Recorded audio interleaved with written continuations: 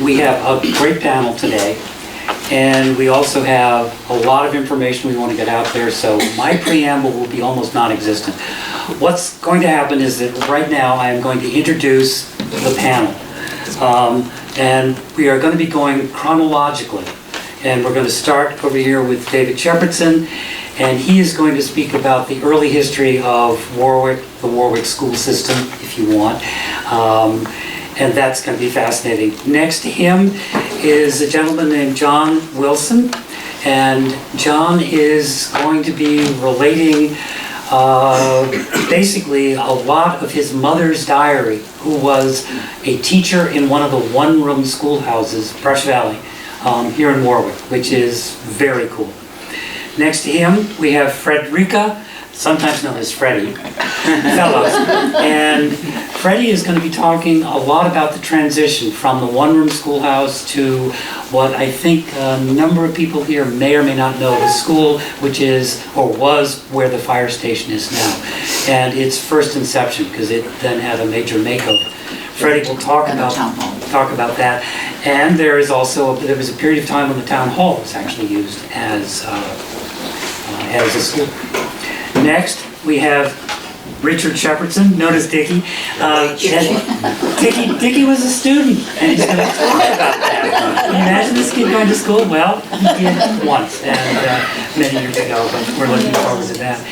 And as sort of, we have the student, and then next to him, we have Barbara Walker, and Barbara Walker was a teacher here in Warwick for many, many years. And she'll be speaking about that. No. And that's from her memories. You're going to get a lot of help from folks out here. Okay, because I thought I was supposed to talk about the elementary school. That's what you're going to be talking about. Okay. And pretty much is your perspective as a teacher. Oh, okay. And then, not finally, but here is Clare Green, and Clare Green is going to talk about the school as it has changed since the school on the hill. Well, you were in the school on the hill, then there was something called the basement, and there were a few other things, but we'll get to that. And that's all I'm really going to say. We're going to go right to David, and David is going to tell us basically about early Warwick and the schools in early Warwick. So thank you all for coming, and enjoy. And tell them about the map too there. Yeah, this one right below the kitty has a map of the 10 schools. There are actually 11 and 12, but we don't know where or when. I don't think it was just in the transition, whether it actually took place or not.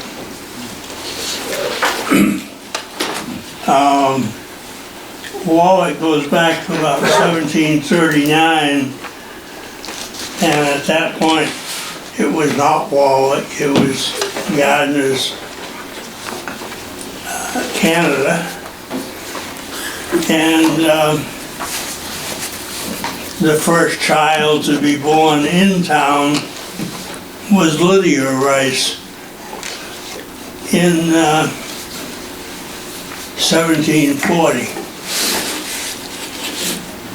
So it grew quite rapidly from there. The population of Warwick had reached 191 in 1763, and at that point they set up some of the school districts. The school districts then were added to, and by 1785 there were 9, and that's when the 10th school district joined.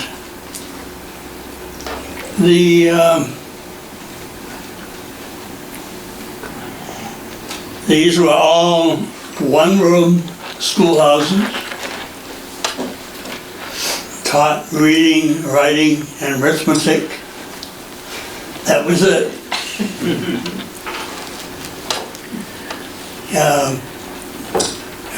That's why when I got down to Orange High School, I didn't know what civics was. I hadn't had that subject. David, just a quick thing. The placement of the schools is pretty important. And a child had to walk at the extreme what distance to get to school? It was 2 miles, wasn't it? That was the limit. And beyond 2 miles? 2.5. Up to around 2 miles, yeah. Yeah, and they vary from town to town, but here in Warwick, we'll just say 2 miles, that the kids had to walk. And that's why, and I think we have a map, one that David was talking about, there is, a lot of the schools are marked out there, and you'll get a sense. But think about your child leaving the house in the morning and walking 2 miles to school and doing the reverse of that coming home. David, go on. That's kind of an amazing thing. Yeah, my grandparents went to school 4, Okay. and Chestnut Hill Road. he walked that. Grandfather walked down Shepardson Road. I don't know when it became Shepardson Road. And then my grandmother joined her at Chestnut Hill Road, and then they walked together up to the school, and school number 4 was at where Arthur and Joanne built their house. Yeah, yeah. The 10 schools, the first one was behind the fire station. There's a short road in between there, and it sat down between there and the fire station. The second one was on Richmond Road, up by Richard's Reservoir. And I think Calvin,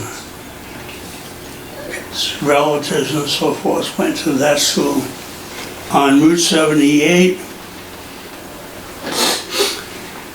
the third one was Brush Valley School, which we'll hear some more of today. That was formed for a while, closed for a while, and then reactivated.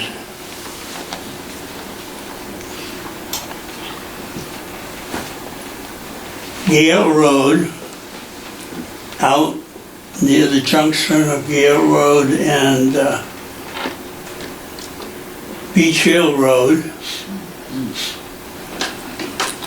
was number 5, and then 6 was down on a Wendell Road. The H route site is where Ralph Hill lived. So there was one there.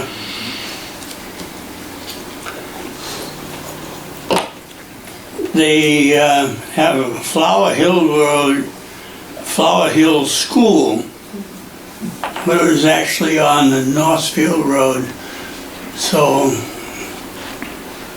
where Robbins Road comes down in there, it was just up around the corner. Number 9 on the Royalston Road, southwest of the Tully Brook crossing. And then the last one, if you go way up in the northwest part of town, you come to the Atwood Cemetery, and on the road that went into that was where the 10th school was.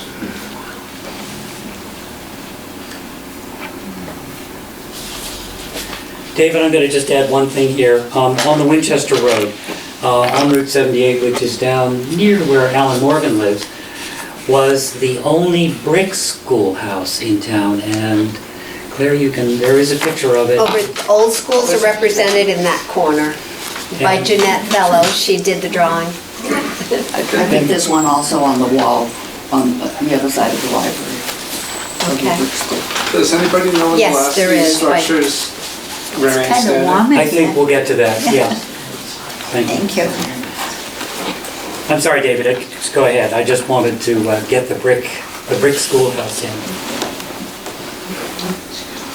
So by 1880, Warwick was back to the 10 districts.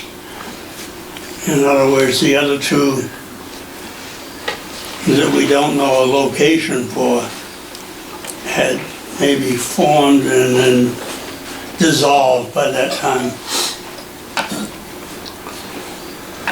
In 1837, the State Board of Education asked the town to close its 10 schools and to form one school, similar to edicts. After that, Warwick declined.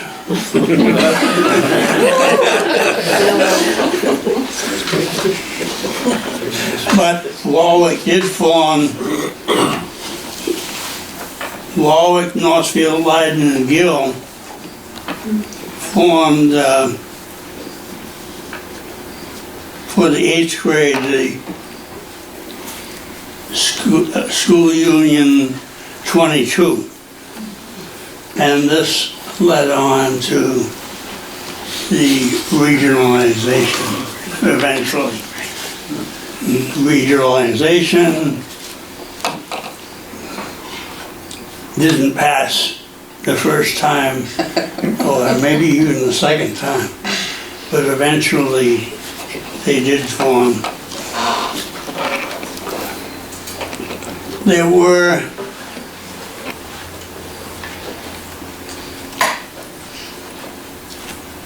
other schools that were set up, and I think some of them were taught by rectors of the various churches in town. And this would be the equivalent of maybe high school.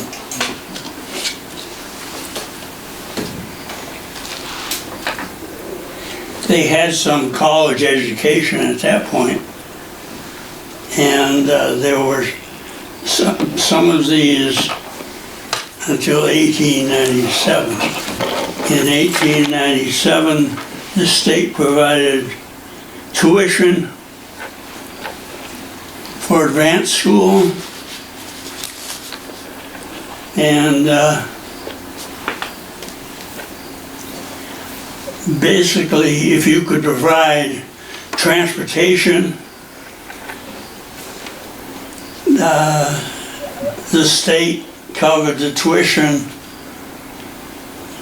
and by 1898, there were 2 students at Orange High School. Later, I think some went to New Salem Academy, and I think there was another academy as well. Deerfield? Deerfield? Deerfield Academy, yeah. Greenfield? Yeah. Deerfield. Deerfield. Yeah, yeah. Yeah. Yep. But paid by the parents, right? Right, exactly.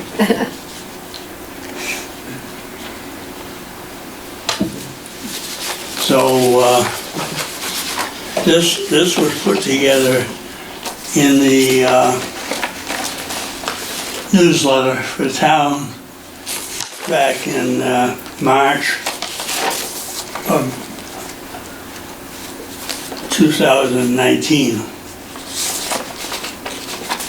David, I'm just going to add that David did bring some copies of this, so if people are interested, it's actually an interesting history, and David has sort of gone quickly over it, but there's some very interesting stuff.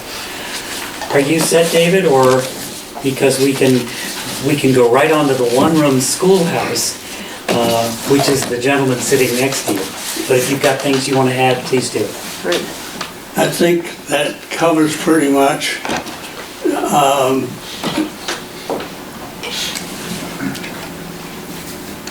Can I ask one question? Was there a teacher in each of these schools when we had that many? Yeah, Did somebody go around to each? No, each school had to provide a teacher. Okay. The school and wood for the fire for winter. Yep. At some point, the town did finally set up both a master that taught, coordinated like the superintendent for the time when the boys could be spared from the chores. And then there was a mistress who was in charge during the summertime when most of the boys weren't there. They were working in the hayfields and so. Do you want to reference the photographs that you brought, David? Just, Yeah, there's a photograph of my class at the town hall. And there's two pictures of that. And I think I was maybe the first class that graduated from the elementary school in Warwick for all 3 years. Mrs. Heckman was teacher, and she taught all 3 classes at the same time. A couple of them would be working at the boards or at their desks, and then she'd be working with one group. Do you know why, the classes down to the town hall, when I was in school, it was 7 and 8. But I didn't go to the 8th grade there. All the kids in Warwick went to Northfield Junior High. But do you know why that we went there? You went maybe to the elementary school, because I don't think it No, was till 57. no, we went to The junior high was? Yeah, we went to the junior high. And then I was also with those kids when I came back to the district from Orange, because I went to Orange High School for 2 years. Right. If I was going to be a senior, I could have stayed at Marhar, but because I was a junior, I went to Pioneer in 1957 when it opened. And then I was again with the same kids that I was with 8th grade with. But I don't have anybody in my family to ask why was that? Why were we at the 8th grade in Northfield? Because Frederica wasn't. Well, no. Some of the other people that... George Day has a response. Oh, George. When we moved to town, my brother had to go to the 8th grade in Northfield. It was at the Northfield Elementary School. And I think it was... I was with the high school people when I went. No. But it happened. They went there in the 8th grade because of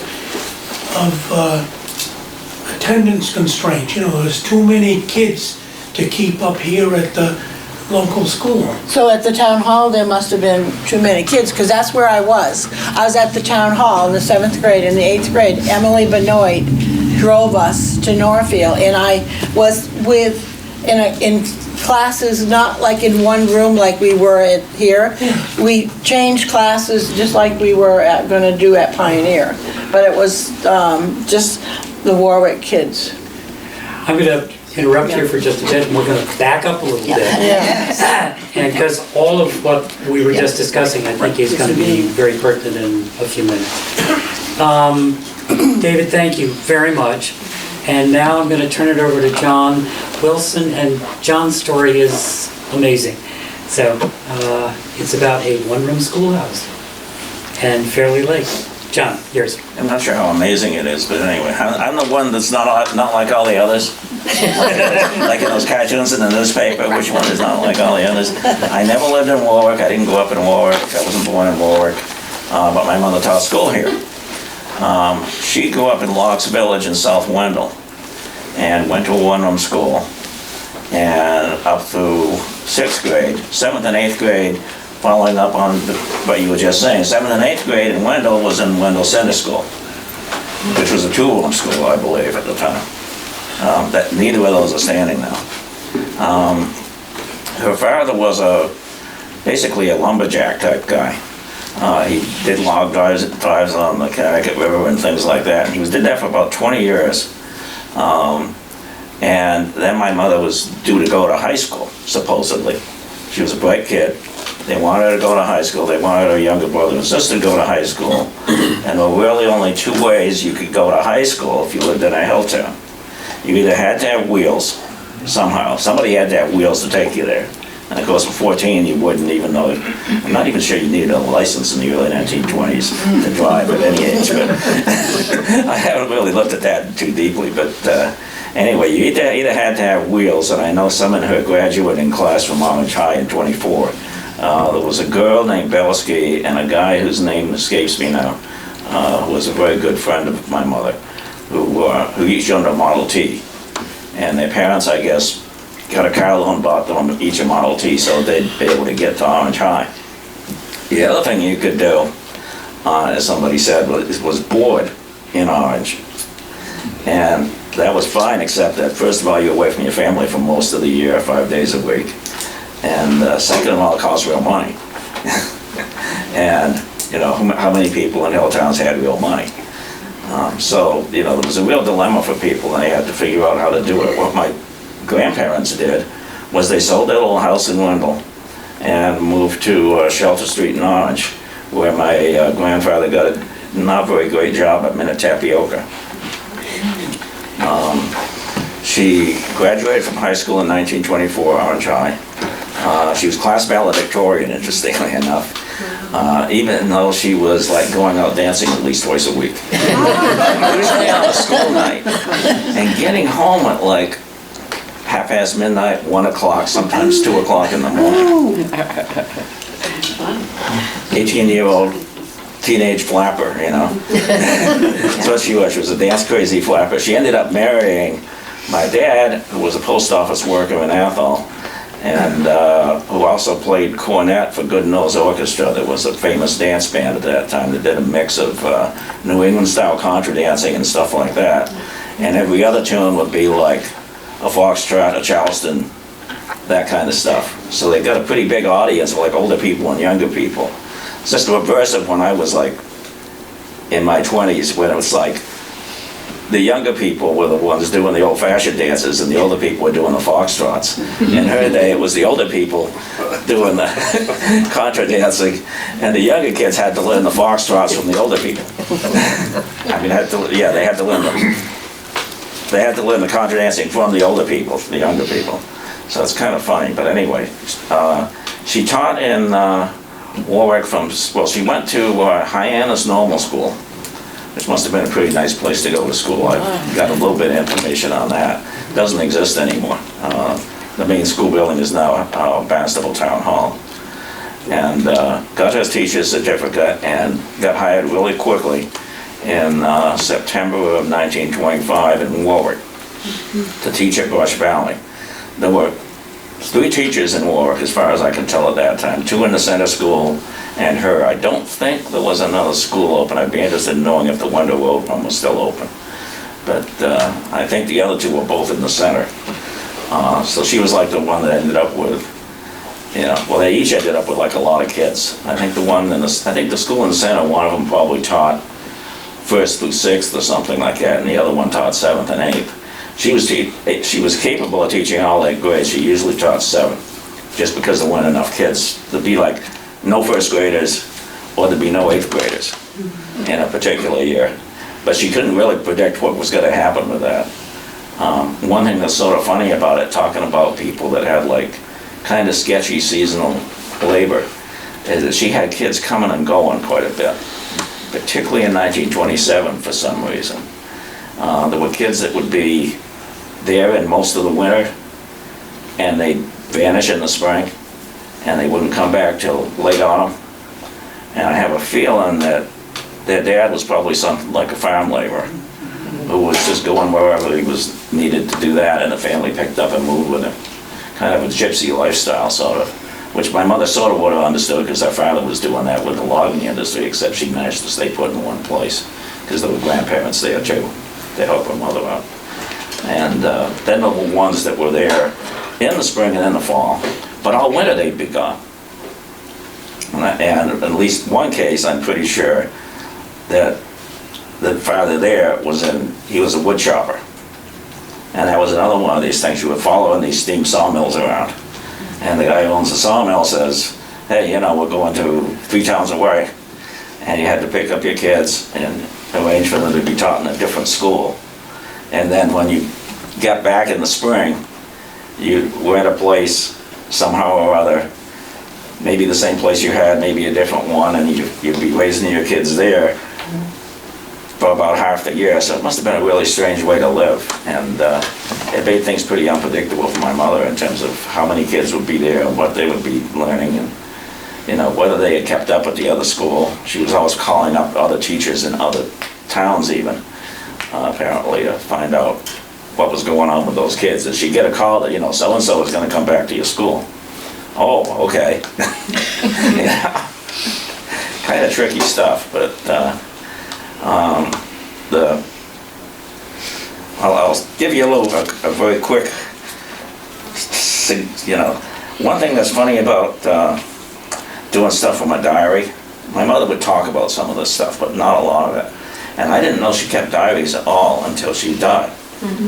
When all of a sudden I inherited 8 diaries from 1924 to 1932. And they're all pocket diaries. And they're about 2 to 3 inches wide by 4 to 5 inches tall, with 2 to 3 days on each page. So she didn't have room to say a lot. It's mostly, you know, got up in the morning, did this, did that, went to bed at 11, you know. That was kind of the typical day. But you have to kind of read between the lines. And to some extent I use things like newspapers to figure out what was actually happening somewhere, if there was something unusual. And so it's sort of like you try to put 2 and 2 together, and sometimes it makes 3 or sometimes it makes 5. They didn't tell us that in grammar school. But anyway, one thing that happens is the very beginning of 1928, January the 3rd, the first day of school, could not start Ford. She bought a Model T the previous year, actually in late 26. Summer 26, she bought a Model T. My father, who was by then seriously dating her but not engaged yet, taught her to drive it. And you know, she was using that to get to school. Well, it was a used Model T in 26. So by 28, it was about 6 years old, I think. And she had constant electrical problems with it, the battery and wiring, and it just seemed like, oh, it was always electrical problems. Or she'd get a flat tire overnight in the garage that she rented in Orange to store it. Just unexpectedly, there'd be a flat tire when she got out to the garage. So she would show up at, well, she'd either call up my father, who was her boyfriend at the time, and either he or his father would come from Athol to drive her up to Bush Valley, or she'd get a ride from somebody who happened to be going from Orange to Bush Valley, somebody she knew somehow. You know, some people actually commuted out of Orange to come up to Warwick to do, I don't know what, but in the middle of a weekday. But, and a lot of times she had to get Dill's taxi, which of course cost her money on a school teacher's salary. So it was pretty frustrating for her. Well, that happened that day, and she tried to get the car fixed. The next day it happened again, second day of school. And she was like an hour and a half late, basically, both days. Then it happened twice later that same month. And late the last week in January, makes a note, talked with Mr. Ross and Mrs. Hubbard till 10. This is one of these days when she showed up about 9:30. She should have been there at 8. And I think they were getting frustrated. You know, the kids were saying like, we waited and waited and waited, and she didn't show up for an hour and a half, and it's like we're behind in everything. And, you know, the parents didn't go for that. And Mr. Ross lived up at the crest of Barber Hill. He was raising a son all by himself. He was an interesting guy. He was an immigrant who did military service in the Philippines. And so his son was almost, one child, his son, was more or less like his right-hand guy on the farm and things like that, you know. So he taught his son a lot, including a lot of responsibility, as you'll see. And the other one that is Mrs. Hubbard, who was the mother of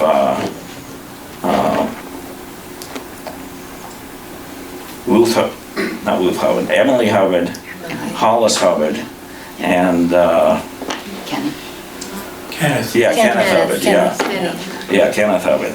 Yeah, thanks. I know these people. I do that cheat sheet here with the names on it, but there's so many kids and so much thing. But anyway, what happened was, I figured out, is that they agreed that George Ross Jr., 11-year-old kid, could start school if she was late. Now, starting school, this gives you an idea of what George Ross Jr. was like. And it's probably a model of what his father had been like. You know, Swedish farm kid who, you know, ended up having a lot of mechanical aptitude and ended up in the heavy artillery at Boston Harbor with 12-inch guns to fire. After being in the Philippines, you know, as an infantryman and artillerist. So, anyway, how you start school was, first of all, in the winter, you got to get the stove going. You got to load it because it still had warm ashes the previous day. So you got to load the stove up, you know, put some tinder in there, light it up. Then you had to arrange the opening ceremony of school, which involved, if it was good weather, you had an indoor flag on a pole, silk flag, nice silk flag on a pole. So you do the Pledge of Allegiance and all that stuff to that if the weather wasn't good.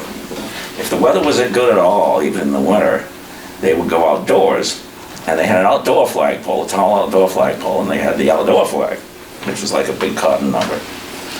And they'd go out there, and there'd be a flag raising ceremony. One kid would bring the flag out, like a big honor to bring the flag out and raise it, of course. And they'd rotate it around through this. Kids of different ages would do it. You know, sometimes it took 2 kids if they were little kids. And one kid would bring the Victrola out, the portable Victrola. And they'd put a record on it. Change the needle. You had to change the needle every time because otherwise you wear the records out. Put a new needle in, crank it up, and it would play the Star Spangled Banner while the flag was going on. Then they do the Pledge of Allegiance. I'm interpreting some of this, but I think that's what happened there. I think that's why the record player was there, was probably for the Star Spangled Banner and for the march. Because after they did the Pledge of Allegiance, I guess they probably also did the Lord's Prayer right after. She never mentions that, but she doesn't mention the Pledge of Allegiance explicitly, but she says the ceremony or the exercise, the morning exercise. But anyway, they'd march back into the school, so they probably had a Sousa march or something like that on the flip side of the record. So these kids would all light up single file to get through the one door and march into the school and take their desks, you know, sit down. And so she shows up, the next time this happens, she shows up and she says, George Ross, I should point out there was a second document besides her diary. There was a thing that is a handwritten document that I have, and it's got all the stuff that happened in more detail at school every day. And there was something that was produced called the Book of Good Deeds. And the thing I'm working on, I'm calling it their permanent record. Because the old phrase, this will go on your permanent record. Well, the permanent record for these kids is largely the Book of Good Deeds, and it says all the things that kids did. All the way from things like clapping erasers to fixing the stove flue, fixing chairs that had broken, Stove flue chairs that had broken, the Victrola, almost anything that it got broken. George Ross would raise his hand, 11-year-old kid, and he could fix pretty darn near anything, it seems. And at least for a while, it would last for a while. His repair would last for a while at least. And so she ended up counting on him a lot. Well, he had started school that day, and she said, and all the other kids, and she names them, and she says they're all sitting doing their lessons.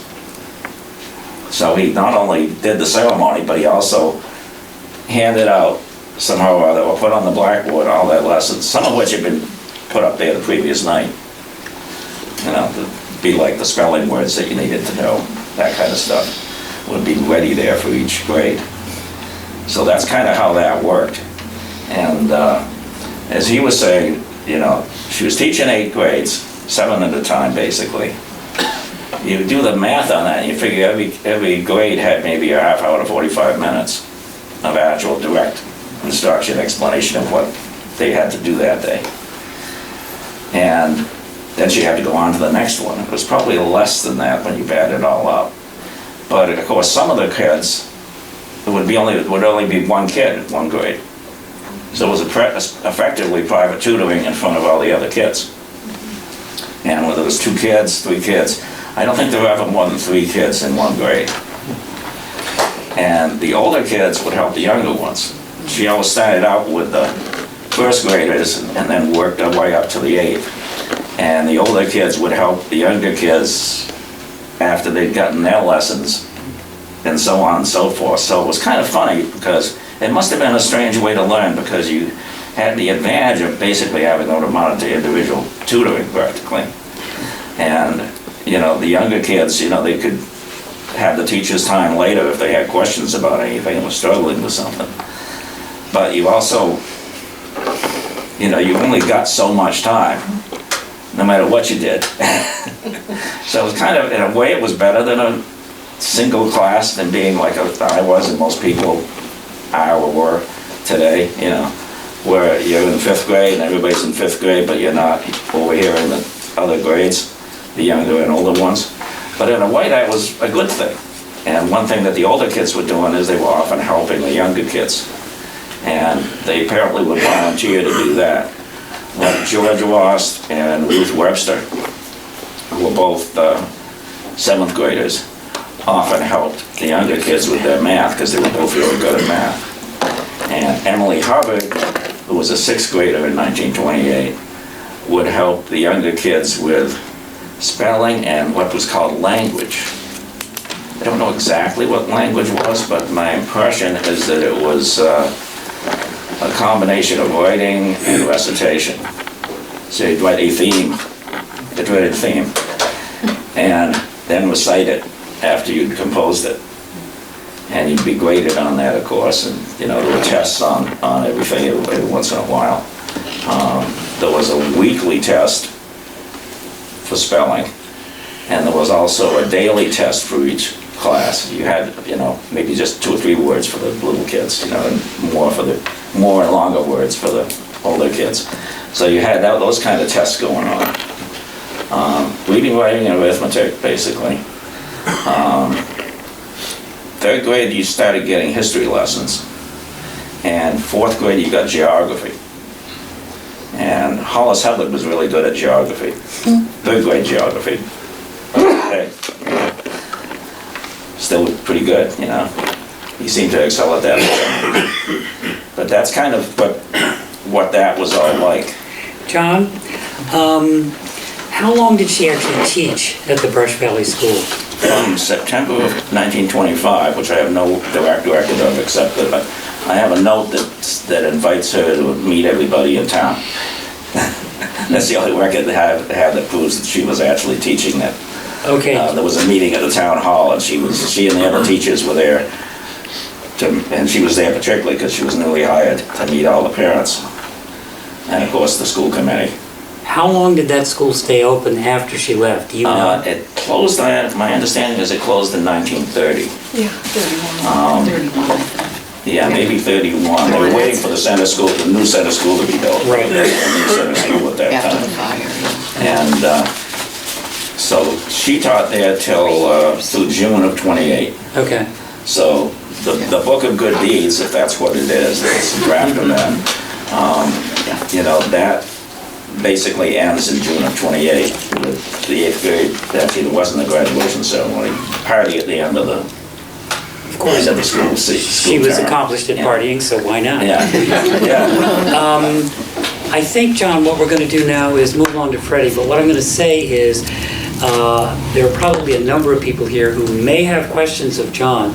I'm looking at George Day for one, because George knows a number of people who were in that class and that you've actually already referred to, Hubbards and Rosses, perhaps, I don't know.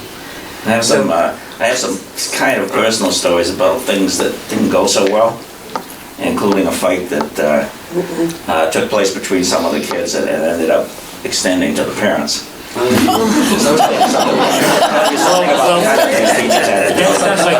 I can wait and do that later. Yeah, that would be good. There's definitely an interest in that. Get this passed around now, Well, or should I wait? yeah, I was going to say, there's also photographs of a lot of her students, which Yeah, there's are photos of pretty a bunch of incredible, these and kids. they will be here, so. I'm going to move it along to Frederica now, and Freddie's going to talk about sort of the next phase. We're gonna jump forward. This is to 1944, and this is memories of an 8 to 13-year-old girl. David would have different memories. He was in school when I was, and I'm looking around to see who else might have been there. And this is me when my mother has Frederica, so just in case I forget my name, but she didn't have the grade, but so I put 4th grade, I don't know. And nobody's here to correct it, so it's 4th grade. In 1943 or 42, my parents bought the farm up on Shepardson Road. But we didn't move here actually until 1944. And so I moved from Shepherd Street, Cambridge, Mass. to Shepardson Road, Warwick, Mass. I moved from a 3-story duplex right outside of Harvard Square to a farmhouse with no electricity, no running water, and no fluctuating plumbing. Anyhow, from a school with 3 floors to a 2-room schoolhouse. Walking to school about a block, maybe a block and a half, to riding a bus, from going home for lunch to a bag lunch. Now you would think that would be a terrible culture shock, but it really and truly wasn't, because from the time I was born I always came to Warwick. My grandmother had a camp on Morse Pond, and we always came up, and so we were used to all of that. But of course my mother's family thought she was absolutely crazy, but she went where her husband went, and so we moved to Warwick. And so anyhow, we'll talk about the bus, of course, and it wasn't a yellow school bus. Charlie Lincoln Sr. was our bus driver, and he had either a 1938, 1939 Ford station wagon. And in the wintertime, the only heater in it was just the heater right from Mr. Lincoln. But of course, I think all cars were like that, so we didn't have any question for that. And there were a seat in the back for 3, in the middle 2, and in the front 2 would be on the bench seat with Mr. Lincoln, which of course today you couldn't do. And now Mr. Lincoln also had a small dairy farm, and quite often we would share the middle seat with a milk can, as he would bring in his milk to Don Dairy, which is in Orange, now where Hume Marine is. And so, but I can remember in the winter he would be crunched over the door, the steering wheel, with this little tiny patch to see where we go. But we always got to school safely. And then when we got to school, actually we had to wait a little bit, because Mr. Lincoln had 2 runs, and then he went up White Road, Shepardson Road, and then the second run he went down Wendell Road and then to the school. And at the other end, I was talking to my cousin about her memories. And she said she remembered they had to wait. They didn't have to go to the bus quite so early, but they had to wait at the other end. And she said they had to wait outside, whether it was raining or snowing, whatever, for the bus to come. The teacher didn't say, stay in here where it's nice and warm. But anyhow, the classroom, the rows, the desks were in rows, of course, and they were affixed to the floor, but that was what it was in Cambridge, so it didn't seem too different. There were 4 grades to a room, no teacher aide, but, we were kids, we didn't know this is what was there. We didn't think anything. The teacher had 4 classrooms, 4 grades, and that's how it was. And we had, like John said, the morning we had the Pledge of Allegiance, and always the Pledge of Allegiance, and we'd sing a song. And we did a lot of board work, and we had workbooks. And the workbooks, you would use the same workbook from year to year, and you would just have a piece of paper.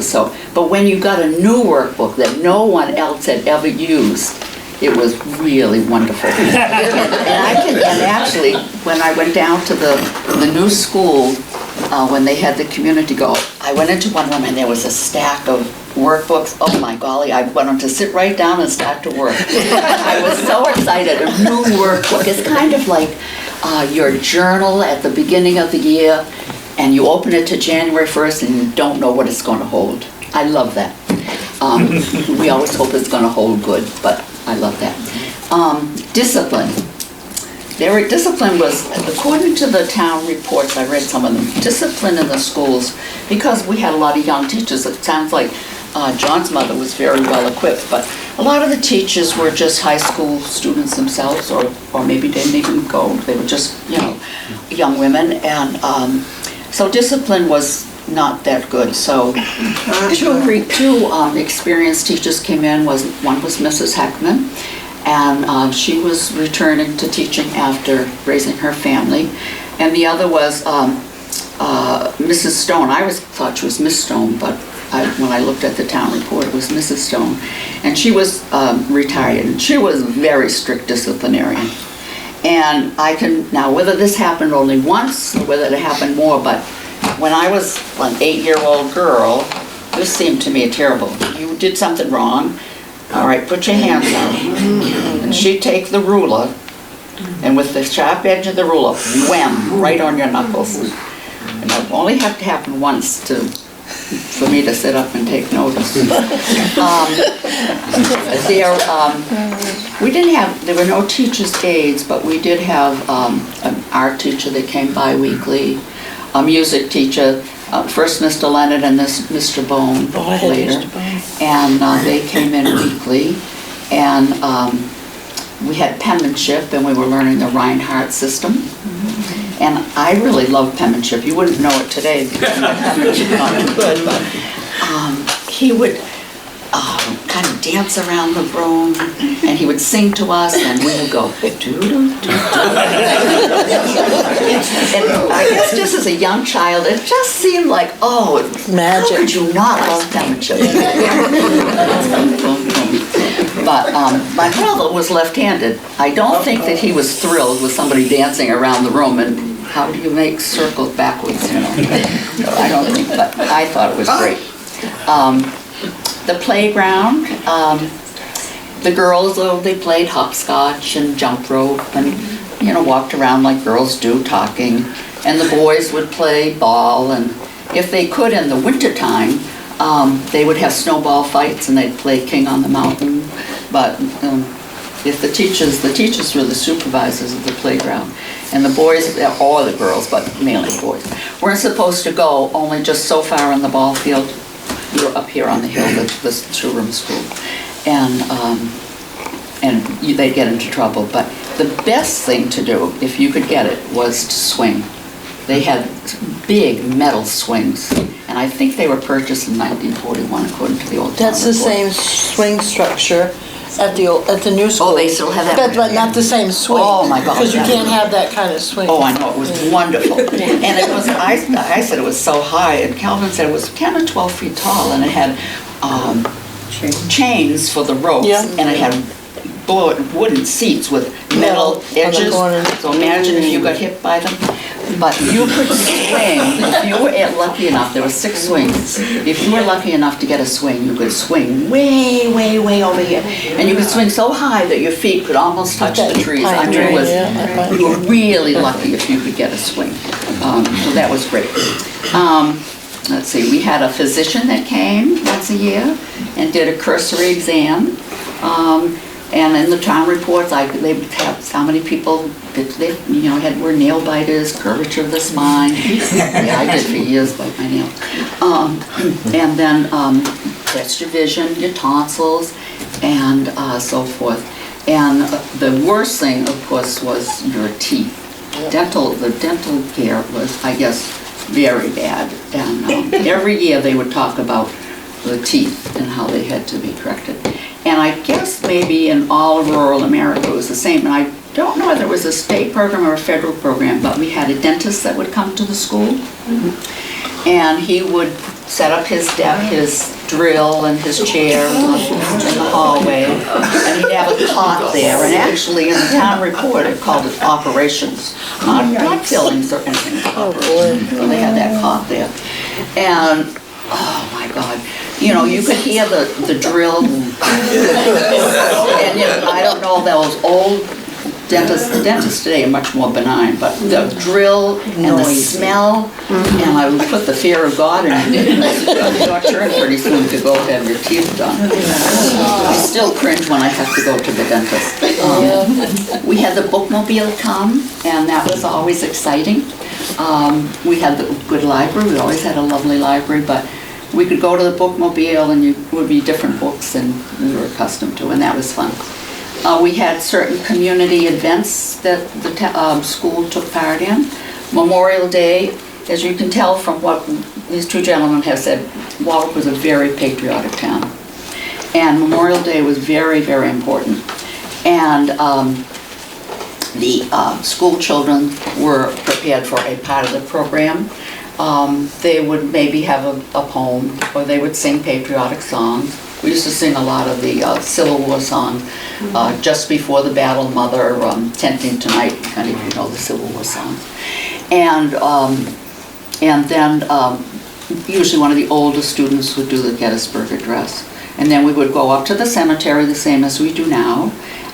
We didn't, of course, have Fellows Field because World War II and all that hadn't happened. Well, actually it was the end of World War II, but it hadn't been dedicated to Calvin's brother yet. And we would go, and each child would have a wreath that was made at this time by the Grange. And so it was a handmade wreath, and we would put a wreath on every veteran's grave. So we had that program, community event, and we also had a Christmas program that we would do.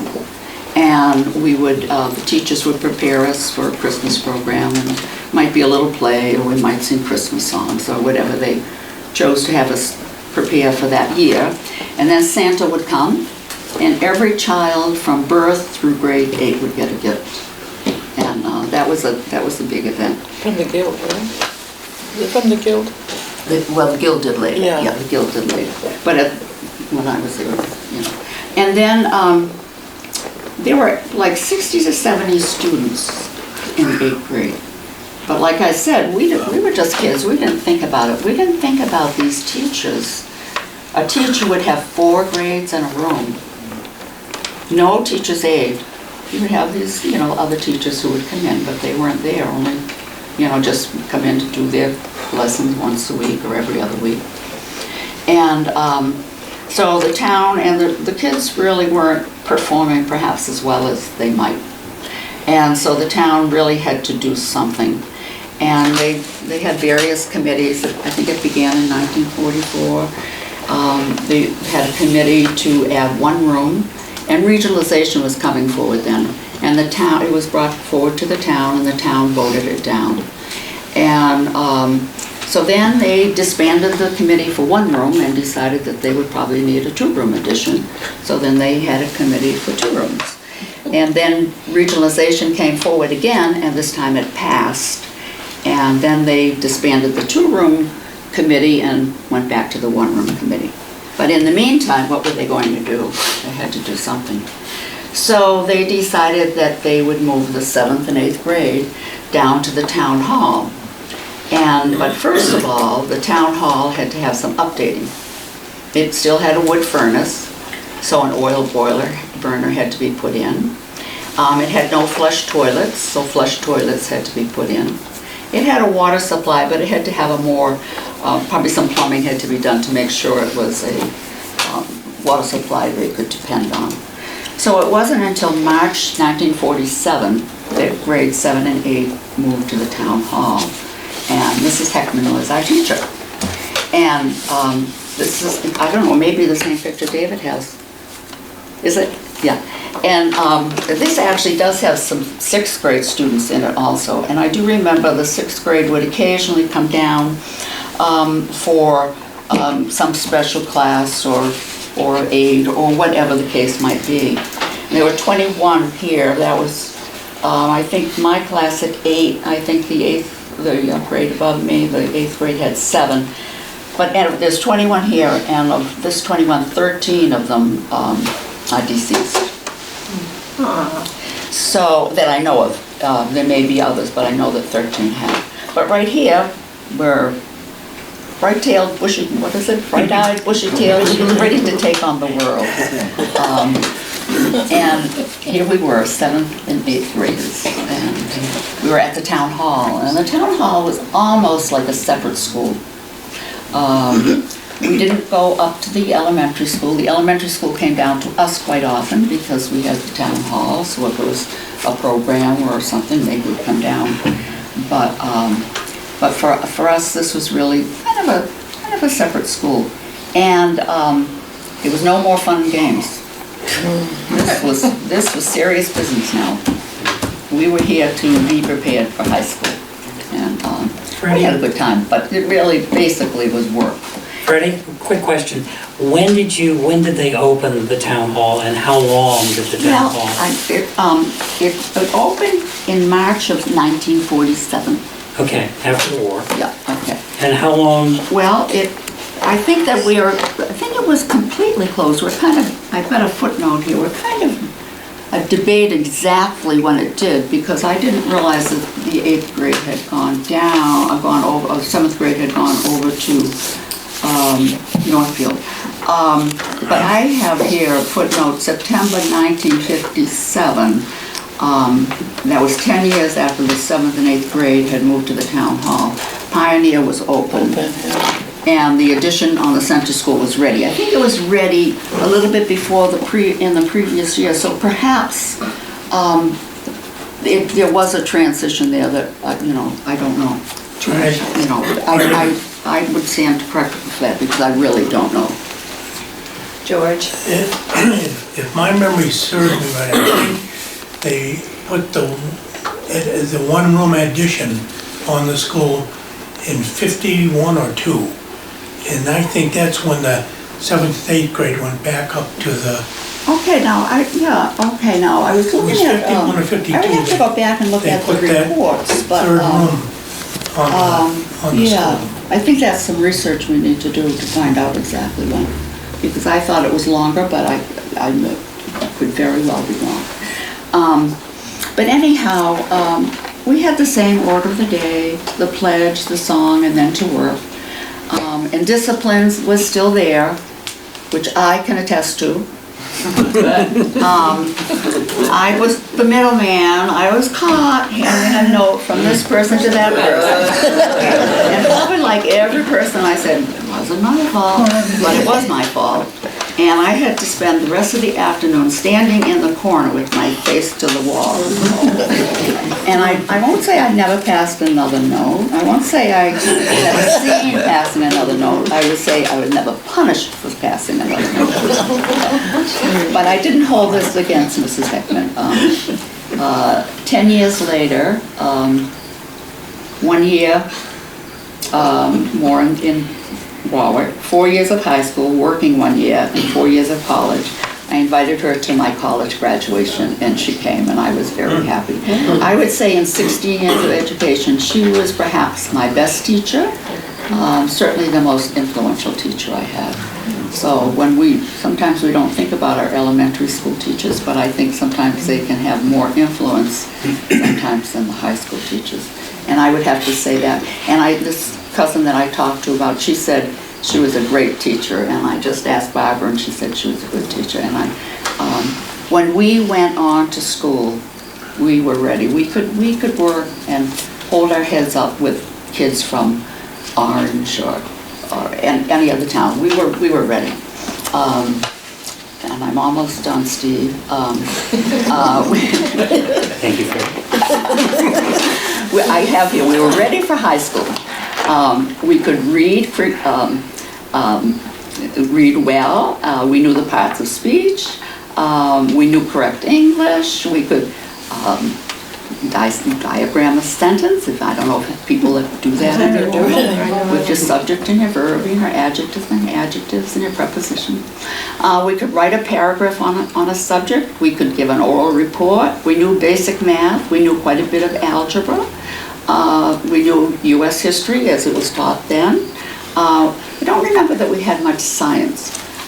We knew how to work on our own because we had mixed classes, so we knew how to do that. We had a good hand on general information because quite often at the end of the day, Mrs. Heckman would have a pop quiz on just general information that we should know. So we were ready. We were ready to move on. We had a good foundation. We knew the reward of hard work, and we had learned personal responsibility. Thank you, Freddie. That was great. Question, David. With 3 classes in the same room, you were working on what you were supposed to be working on, and you were listening to the others. And You learned. in the 8th grade, Mrs. Heckman taught us how, and I can't remember the rules today, to do cube root. Not square root, Yeah. cube root. Yeah, well, she was a wonderful teacher. She was. You could say that, right, David? You good teacher? Well, let's move on now. Dick, comments about the next phase of schools, which was the 3-room schoolhouse up here, and that's something that you can speak to? Yes, I think I can. I'm probably the most ill-prepared and late for class, so it's pretty That's good. typical of my high school education. Hey, Dick, while you get your thoughts together, I just want to make sure that Carrie Fallow's remembrances are up here as assembled by Lynn Manring from the school, similar to your time period. Okay, so she'll fill in the blanks for you. Yeah, my claim to fame, I believe I was the first class, this is why this probably does need to be researched. I went to first grade in the, I believe I was the first class to go through the 3-room school. So I started in the brand new edition in 1954. And I think that's when it first opened up. But yeah, I can remember going there with my mother, and one of the things that intrigued me, it had red and green tiled squares, and I thought those were the coolest things. And it had a sink in that room, running water in a sink, so the lower grades, first grade, there was no kindergarten, so I started first grade. But if you had a project, you could wash your hands there. And All windows. oh yeah, very good windows. These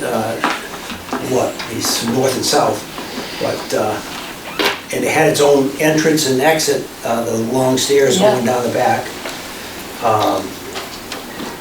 I was also remembering the discipline that I received. It wasn't in 1st and 2nd grade, but in 3rd grade I was on the receiving end of that ruler for doing something. And I remember spending quite a bit of time in a little room thinking about what I did. I think that was probably why I got sent there. Yeah, it was where we put our coats. Coats, yeah. There was one And for the me, no lunchbox. problem. That's where the switch hung, in on one of the coat hooks. Wow. But, Spare the rod, spoil the child, huh? yeah, that was the rule then. And you said there was no teaching aids. I think the ruler was the teaching aid. But I had Mrs. Brown for a teacher in first and second grade. It was 2 grades in each class. Third and fourth was in the middle room, and fifth and sixth was in the road next to 78. And that's all it was there then. I'm not sure, maybe they were still down in the town hall for 7th and 8th, because Pioneer didn't open up till Yeah, 75. So there must have been a few years that they kept the town hall going. They must have, because Although I can't, there could have been more grades in the, they could have been 4th, 5th, and 6th, or 5th, 6th, 7th, and 8th, or something out in that 78, Right. the closest to 78. yeah. I'm trying to think where I got this information. Both of my brothers went to Pioneer for 7th and 8th. My brother was only a year younger And than me. yeah, junior high, yeah. One of the big things I remember about playground was we would always set up and play marbles. Yeah, I was gonna say, we played marbles. We would have such a great time. You were always worried about losing your marbles. You only had so many. But if you won the pot, it was a big haul. But there were times that we would also do jump rope out there, and this would go on for like weeks in the springtime. Shoes. One other time I remember was you spoke about the swing set. Yeah. And you get swinging good, and you jump out, and see how far you go. And one day, I was standing up pumping, and decided I would jump out standing up. And I got some good elevation, and it knocked the wind out of me. When I hit the ground, and I couldn't talk for a few minutes after that. But I struggled in school. I started when I was only 4. So my first grade, I was the youngest of 5, so I was like, Mom, do I go to school this year? No. But finally, she relented, and my birthday was late November, so I wasn't real early, but Early-ish. I was a fairly young student in first grade, and I can remember my mother going to, they had teachers' conferences back then, and she came home that night after, and she says, when you ask the teacher a question, you don't want to tell her, come here.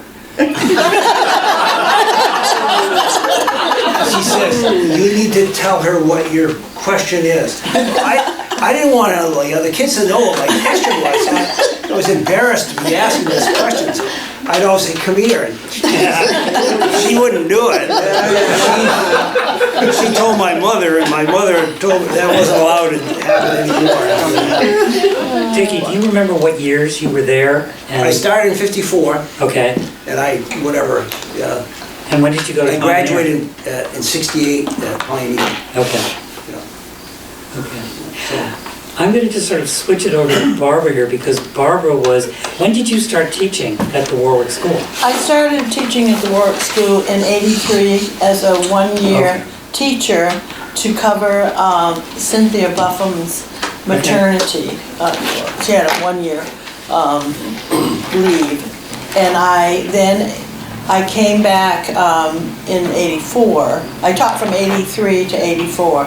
In the year '84 to '85, I was hired for that position at the Warwick School, and I had K through 2. First and second in the morning, K 1 and 2 in the afternoon. And that went on for 2 years, and then Mr. Harrington was there one day for an observation, and he said, we can't continue this anymore, because they had to limit what they could do in first and second, because there was no divider. There was just somebody had made this big like bookcase that was like a divider, and he said the acoustics were not, good enough that we would have. So the following year, that would be 85, 86, was it was now just K1. I was 1, 2. And Claire was at the modular, downstairs. She was downstairs with kindergarten. Right. Or Preschool first, yeah. and there was another Yeah. teacher. I was first preschool. That was the initiative for early childhood education, the late 80s, you might remember that. Okay, I was gonna ask, when was that? Yeah, Yeah. yeah, So that's when I came to Warwick. yeah.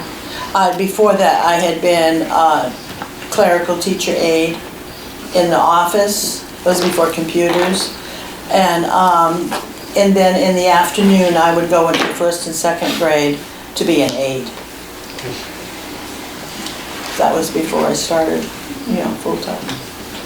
Well, we can double up. I think Claire has things that she can say that you'll relate to. Yeah, and a lot So of you the guys- things that Frederica and Dickie, yeah. talked about were same for me too, Yeah. You never jumped out of the swing standing up. Stand in the corner. I never did. No, I never got hit with a ruler either. Those are leftovers from colonial time. I mean, Lynn Marinering will attest to that those were, punishments that were given from colonial time. By the time I started teaching, corporal was not allowed. You couldn't do that. But You yeah, couldn't I even- felt badly for you too. Yeah, I probably would have never, my mother wouldn't have let me go back to school if I'd ever gotten hit with a ruler. I know. But, is it my turn? You have the floor. Okay. Because of my baby book, my mother had written in there that I started school on Wednesday, September 3rd, 1947. And I was 5 years old, almost 6. But then you didn't have to be 6 years old until January 1st. Then what the town did was every year one less. Like, you had to be 6 before November, and then all the way down to it finally got to September. But anyways, I was 5. I turned 6 in October, and I was at the Warwick Center School, and my teacher had 3 grades in a room, first, second, and third, and her name was Miss Marjorie Ware.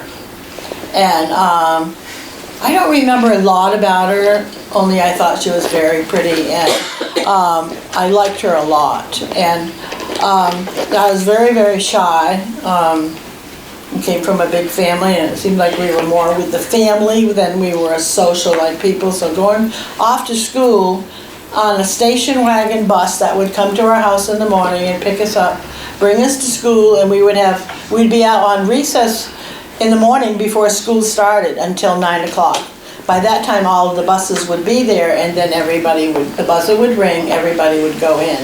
But we had a morning recess before school, a recess at 10:30, and a recess after lunch, which would have been 12:30. And there were 7 kids in my classroom, and Barbara Carey from Warwick, Kenny Alden was in my class, Albert Hubbard was in my class, he was relative of Hollis Hubbard, Freddie Copeland, Richard Burton, they lived in Jim Toth's house,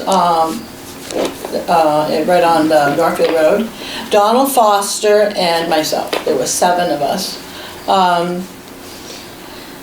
At that time, there was first, second, and third in my room. Then there was fourth through 6th. There was only 2 rooms at the time, and then the 7th and 8th was down at the town hall. And then, like I said, I did not go to the 8th grade. As probably nobody believes me, but I really did go to Northfield Junior. And the lady that drove us was from Warwick. She used to live out on Kirk Road, Emily Benoit.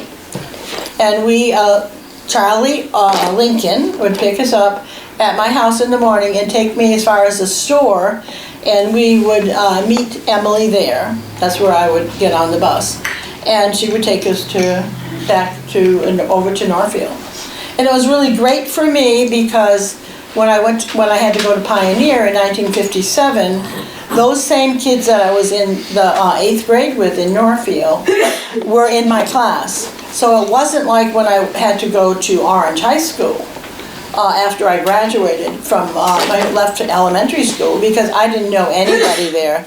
You could go to Orange High School or New Salem Academy, and most all of my friends went to New Salem. So the one boy that did, Donald Foster, that go with me to Orange, he was in the college course and I was in the commercial course at the time.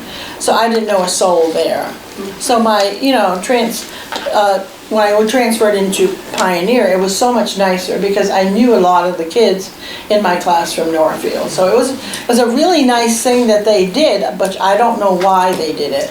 I don't know if they thought it would be good for us for the transition, because we'd had a really hard time going from 8th grade in Warwick or wherever we were to high school. It was big.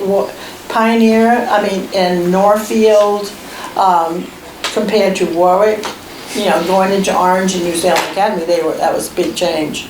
But anyways, our recess was very similar. We did the same type of things out at recess that Frederica and actually Dick did too. Marbles. The swing set that was there is now still the same swing set down here, except they had no chains, of course, no metal on the seats. They're all rubber. But that's pretty amazing that that's the same structure. But the thing that I loved the most when I went there was the slippery slide. They had a slippery slide that was it seemed to me very huge. There was a lot of steps to climb, and they used that again when Peace Corps came out here and built all this pine structures that our school had at one time. You probably remember them, don't you? Oh, I sure do. And that was the same slide. They took the slide off that. Yeah, and they used Is it still up by the fire station? Yeah. And it is pretty high, don't you think? Oh, yeah.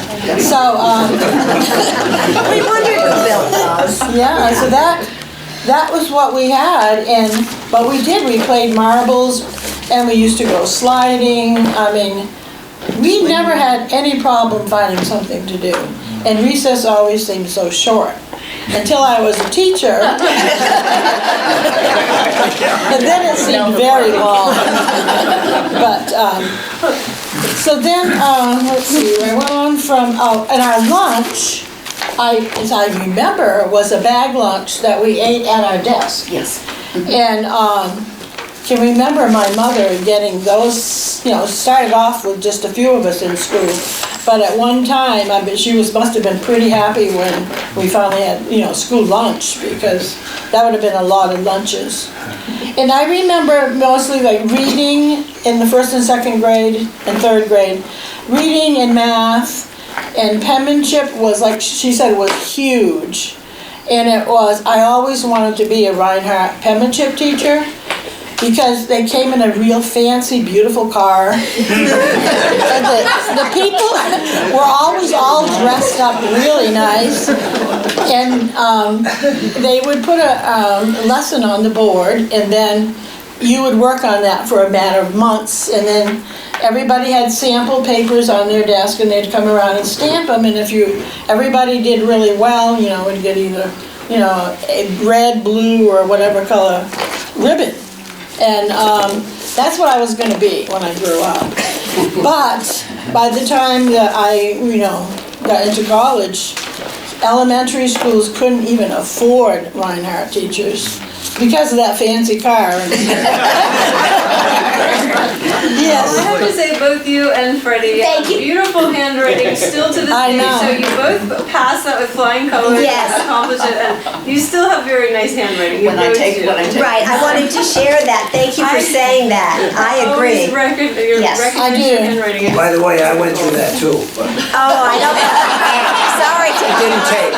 no flying colors. But anyways, I do get a lot of compliments on my handwriting, and I always remind them why, because it's Reinhardt, right? But yeah, they should come back with Reinhardt. I don't know, maybe we could get together and start a little company. I would definitely help. Barbara, I don't think anybody, Yeah, I always wanted a Cadillac. Barbara, I don't think anybody writes anymore. Thank you, Dick. That's one of the problems. Yeah, but look at, my notes aren't typed. Oh, good. Absolutely, I'm a tribal guy, ancient.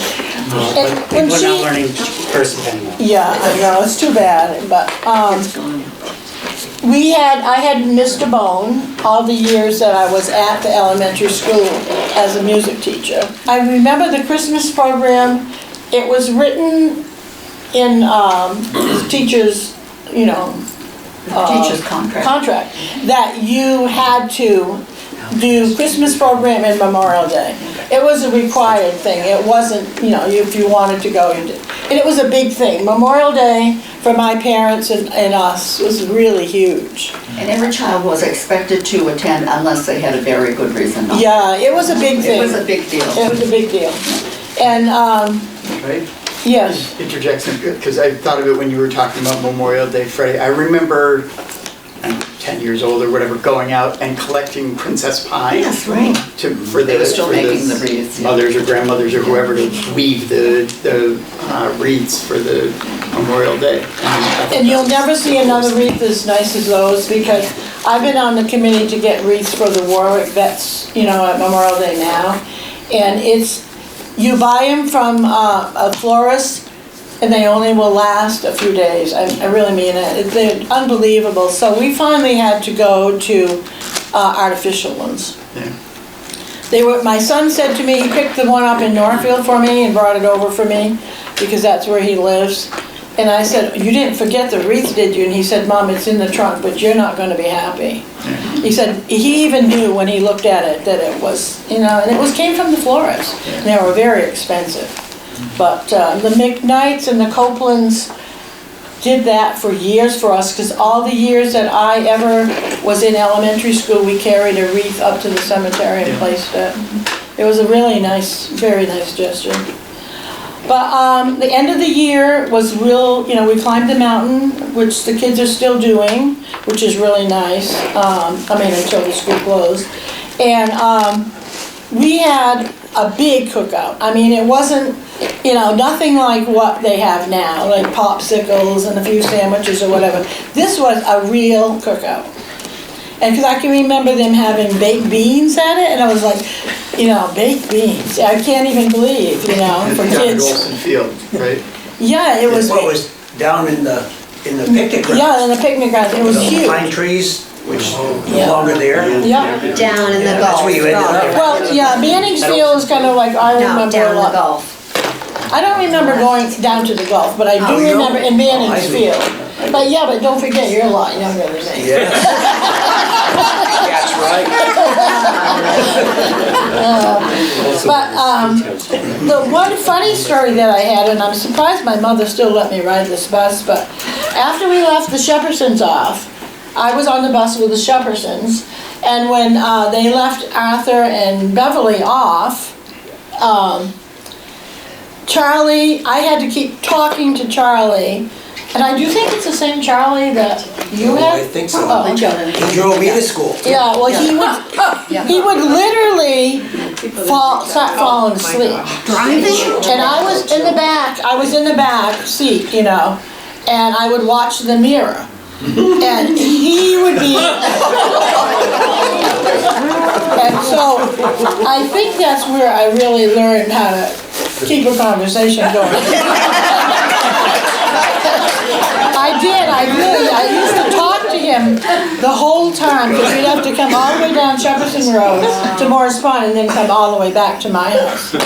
And I'm just so surprised that my mother let me ride that bus, because he really did. I don't know how old he was or what, but he used to listen to me, and that kept him awake.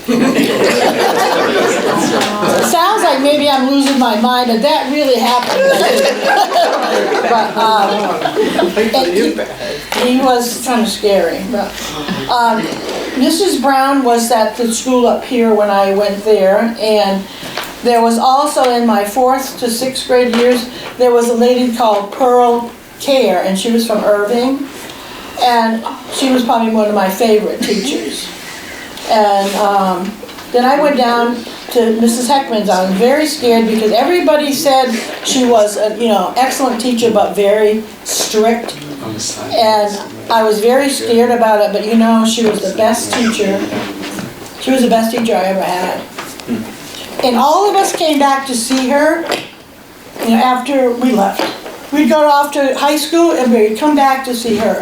She was such a great teacher. And that would have been, 1953 to 1954 that I was down there.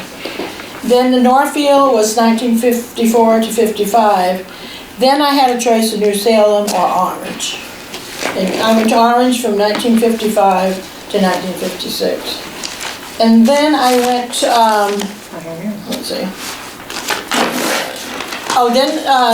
Orange High School, I was there for 2 years. Pioneer was opening, so I started Pioneer in 1958. And I was at Pioneer for 2 years, graduated in the class of 1959 with 34 kids. George Day was one of them. Michael Sloan, that lived on 78 where Jamie Matthews lived for a while. And there was 3 people, let's see. Oh, myself, of course. Yeah, there was 3 of us, and it was a class of 34 kids. This was my program from Pioneer. Yeah. And then I came back to school to be a clerical teacher aide. Then I was a substitute. Then I was teacher. When did you retire here in Warwick? I retired in 2009. Yeah, after 26 years in Warwick. And I also want to say all those children came back to see you and you after school, after they were in your classes, so you should say that as well. I know, I love the fact that I was able to teach in Warwick. Barbara, thank you very much, and we're gonna scoot quickly. Yeah, and it was great to be working with you. Right. Yeah, because you helped me, with the ropes. But before I give my little summary of the 4 Warwick schools, I just love a show of hands of people here who have had students, children go to school, or grandchildren, who here. Just raise your hands up, and so people can look around It's like a and majority. see. Yeah, to Pioneer or Warwick schools. Thank you. I just thought that would be interesting to see. And then, how many of you have either worked, volunteered, or subbed at any of the schools over time? At Pioneer, does that count? Yeah, absolutely, yeah. So I just thought that would be interesting to see. Thank you. And how many had Claire or Barbara?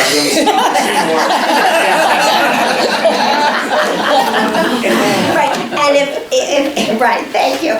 There are albums that you can look at after I talk a little bit, and there's also Tom Wyatt put a photo display of the construction of the new school. You will see a very young Jim McRae in there if you look towards for that, and a very younger Claire as teacher too over time.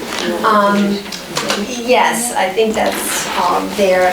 So I want to start with sharing about being hired as a preschool teacher in the basement area. And then I'll go on to talking about the modular and then the building of the Warwick Community School. And I'll try to sort of speed through this a little bit. I know we're getting close to time. So, and then the new installment of Warwick Community School. So those are the 4 aspects. So that was 1986 when I was brought on as a part-time preschool teacher, as I said, when the emphasis on early childhood education was coming to the forefront. And it was Barbara Aiken, early childhood coordinator, who interviewed me, along with Wallace McLeod, who was a longtime school principal who is since deceased, but his picture is up there. I was so happy to get the job, and the actual preschool classroom was in the basement, and now that school has been demolished, as you know, and it's the site of where we had a wonderful chicken barbecue, those that attended. So the safety fire building is there. What year was that, Claire, that you started teaching? 1986. So that basement also housed the kitchen, the cafeteria, and the art room. And there was one fun feature in a picture there. It shows there was a cement stage you could jump to from the pillows during an indoor rainy time. And I had very active boys in that classroom, and I tried to give outlets in a safe way. And we would do plays from that little stage, as well as putting the cushions down for jumping. So that was a challenging environment, but we made the most of it. And parents' participation were an integral part of the program for the preschool. And parents had to volunteer in any capacity that was necessary, as well as they could offer to drive on field trips. We had people share their interests, from plumbing to collections, similar to what I believe today's school is trying to encourage too. It was shared with the kindergarten teacher, that little basement area, and when that teacher left, I applied for that position and I was hired. So that was for a couple of years, but then eventually asbestos was discovered, either in the back exit hallway or wrapped around the pipes. Right, I've heard stories. So the parents, with the town support, had a modular classroom established. And that was 93, we completed that, because that was the first class that graduated. And that building now houses the police station. The modular was a delightful classroom. I felt, wow, light room, greater movement, bathrooms, and you can see photos there. Yeah. I just saw Nikki Cosby at the dump today, and she was that little in that first class, and I just remember she would just dance around, anyways, during choice time. So now fast forward a few years, and the town finally approved the construction of a new school. So my overview is more as a teacher and a community member to give you highlights, but chime in or ask questions too.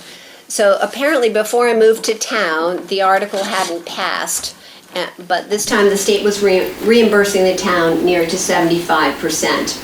And Tom Wyatt had a vivid recollection that it was unanimous except for one elder gentleman, and also Nancy Morella, who's a wonderful special education teacher up there and then moved to the new school with us.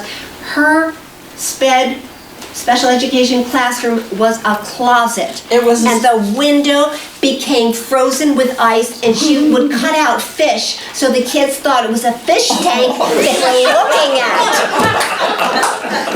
When I was there, it was a supply closet, and I had all the shelves, and that's why all the supplies got moved downstairs. Right, okay, and then the bathroom was in the supply closet, and if you didn't lock the door, you had a surprise visitor, and one toilet, as an adult, you could, oh my gosh. It was right by the office. Right, and the reason what I heard, that we voted finally for the new school, because the review was, if we did renovations to that, it was equal to building a new school. Yes. So it felt like this was the way to go now. So, yes, Tom's an idiot. Nancy said that room was so small that the kids who sat on the inside of the table had to climb on top of the table to get down into their seats. Wow. It was not room to walk around. So thank the town for just moving forward. That had its day in a good way. Obviously, we've heard there's wonderful stories, but it was time to move forward. And then, as I said, the state was reimbursing the town near to 75% of the cost, and but we didn't ask the town to vote on the construction of a gymnasium at the time. So I mentioned that to Denise LaPlante, who also taught gym to the kids one year when we needed a gym teacher, because I knew she believed in the importance of education through motor development. So did I. Physical ed was really important. So she said, call a meeting. And I thought, oh, really? So I called a meeting, and we got Jill James, Andrea Woods, Lois Provost, and Denise, and we attended that first brainstorming session. Well, eventually, from that meeting, we enlisted David Young's help, who was then working for the CDC, Community Development Coalition in Athol, and he invited us and the Arts Council members to a Sunday brunch at his house, complete with Bloody Marys and whatever else you wanted. Obviously, it was not a dry meeting, but we accomplished setting goals, and Friends of the New School, or FAWNS, was born. And David said, you could raise $32,000. Andrea and I, we all looked at each other and said, really? But times 3 with the state matching that grant, that would be great. Well, guess what? This town, in all of its creative ways, as you know, raised over $92,000. Thanks to Howard Matheson, Michael Humphreys, all of you. Virginia Glennon in her estate willed over $18,000 to the town. She was on the school building committee meeting for a while in her lifetime. So we really accomplished our goal, and the chapter alone about the construction of the gym is an amazing addition to the school story, because it really took all of us working together. We all believed in it. Excuse the interruption, I'm going to be the bad guy here and say we actually have to wrap up in about 5 minutes. I know there's a lot of material, but we have 5 minutes. Okay, so okay. So the gym was built for about $274,000, and we had dinners and tickets, and private homes were sold so you could attend the special dinners. We had kayaks that were donated by Dale Woods. We had a Dunkin' station. Okay, there you go. Tom Wyatt recalls a big parade on opening day in August with the dedication in 1999 of that new school with Senator Brewer speaking. And there are 3 plaques there, and we couldn't have done it. I'm going to read what those 3 plaques read. First one, Warwick Community School. The land on which the community school is built was originally owned by Fred R. Lincoln. It was given to the town of Warwick by his daughter, Patricia Johnson. Now, Pat Lincoln basically donated the 25-acre campus, selling the land to the town for $1, because Kenny Alden, Martha's late husband, worked so hard to find the right piece of land for the town, for the kids. Thank you very much.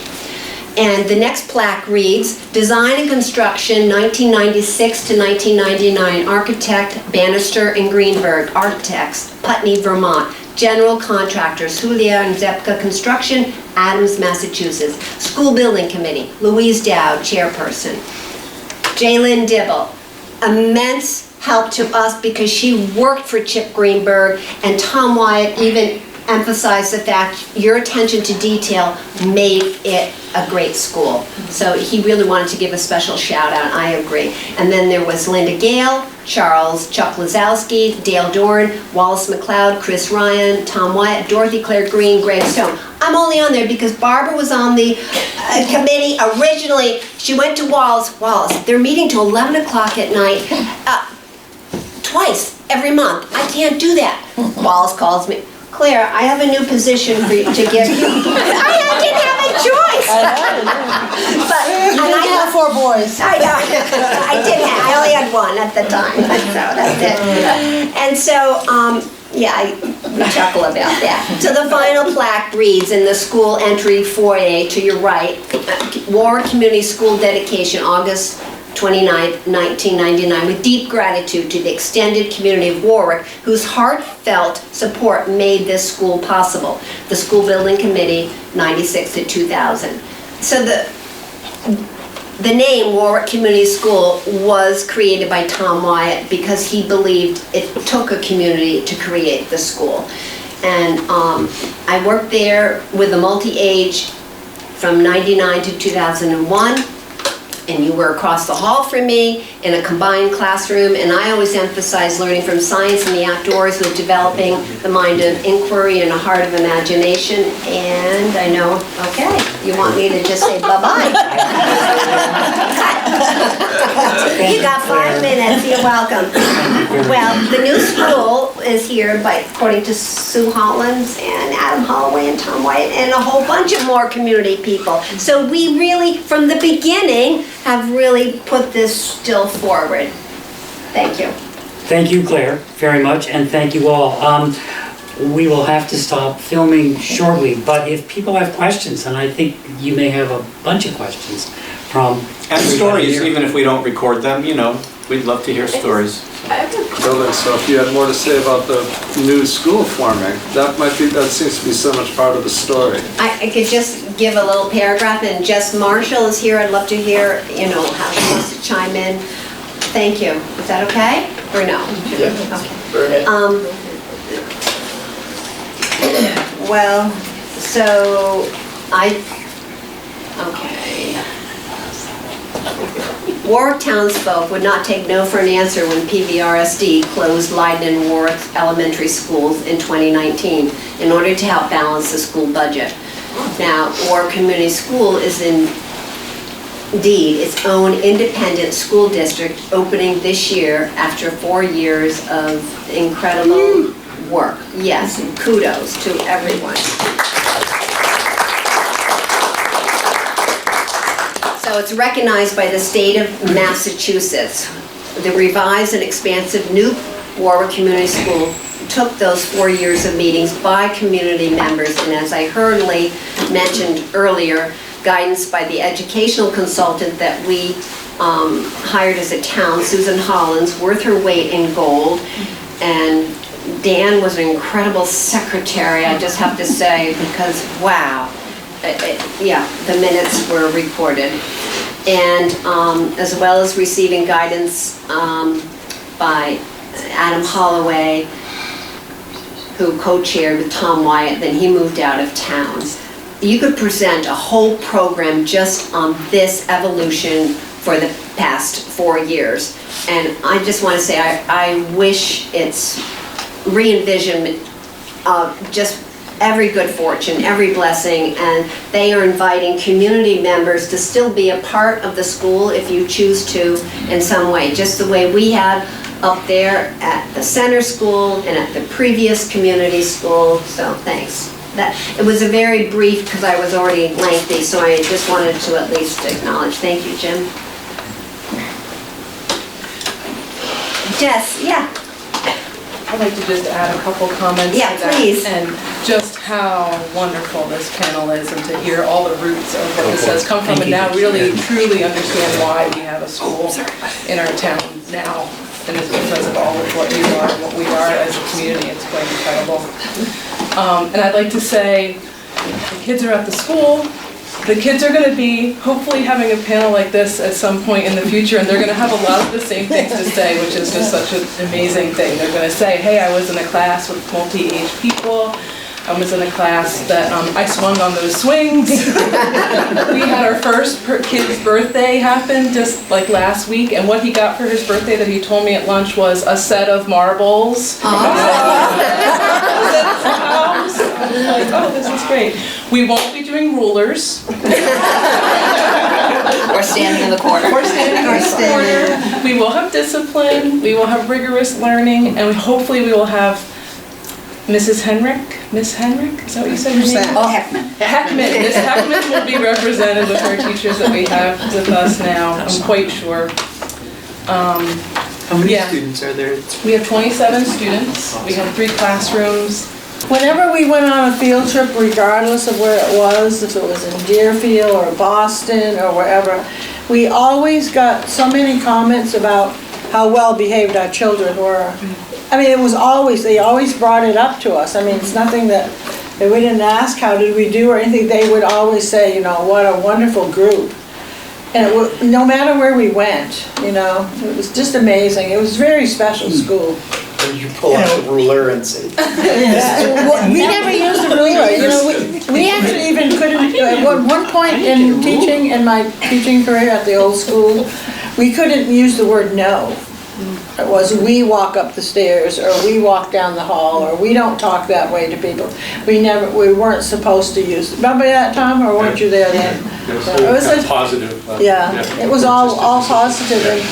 And when the kids went out at recess time, you know, all the kids played together. It wasn't just like, you know, multi-age kids had their own recess, but everybody else, you know, first graders played with fifth and sixth graders.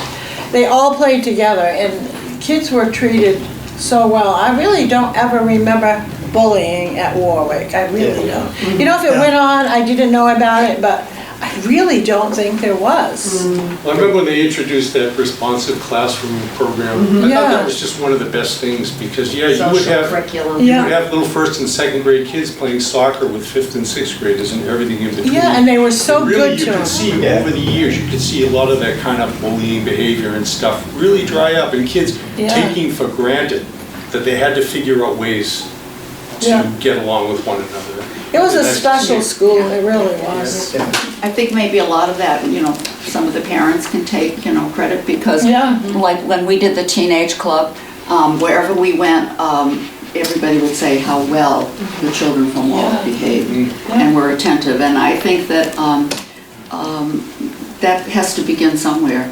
The schools, but it would begin also in the homes. And the value of what people are trying to do for you. And I think it's something special about our community.